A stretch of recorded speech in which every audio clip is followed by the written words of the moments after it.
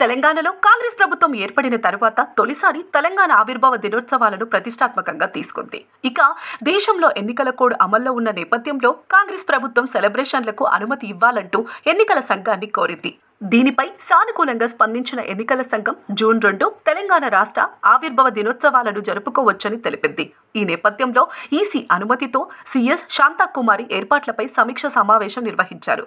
తెలంగాణ ఆవిర్భావ దినోత్సవ వేడుకలు సికింద్రాబాద్ పరేడ్ గ్రౌండ్ లో నిర్వహించనున్నట్లు సీఎస్ శాంతికుమారి ఒక ప్రకటనలో వెల్లడించారు. ఈ క్రమంలో జూన్ 2వ తేదీ కార్యక్రమానికి ముందు CM Revanth Reddy gun park దగ్గరకు వెళ్తారు. అక్కడ తెలంగాణ కోసం ప్రాణాలు త్యాగం చేసిన అమరవీరుల స్తూపం వద్ద నివాళులు అర్పించనున్నారు. గన్ పార్క్ కార్యక్రమం తర్వాత ముఖ్యమంత్రి పరేడ్ గ్రౌండ్ ఆవిర్భావ వేడుకల్లో పాల్గొంటారని ప్రభుత్వ వర్గాలు వెల్లడించాయి. ఇదిలా ఉండగా తెలంగాణలో కాంగ్రెస్ పార్టీ ఏర్పడిన తర్వాత ఫస్ట్ టైం తెలంగాణ ఆవిర్భావ దినోత్సవాలు జరుగుతున్నాయి.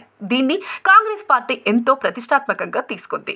తెలంగాణను ఇచ్చిన సోనియమ్మను ఈ ఉత్సవాలకు ముఖ్య అతిథిగా ఆహ్వానించాలని కాంగ్రెస్ సర్కారు నిర్ణయించినట్లు తెలుస్తోంది.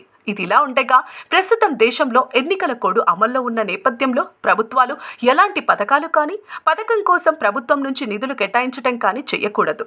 ఎలాంటి ప్రభుత్వ పరంగా కార్యక్రమాలు చేయాల్సి ఉన్నా ఈసీ అనుమతి తప్పనిసరి. ఈ క్రమంలో ఎలాగైనా ఉత్సవాలను ఎప్పటికీ గుర్తుండిపోయేలా గ్రాండ్గా నిర్వహించాలని కాంగ్రెస్ భావిస్తోంది.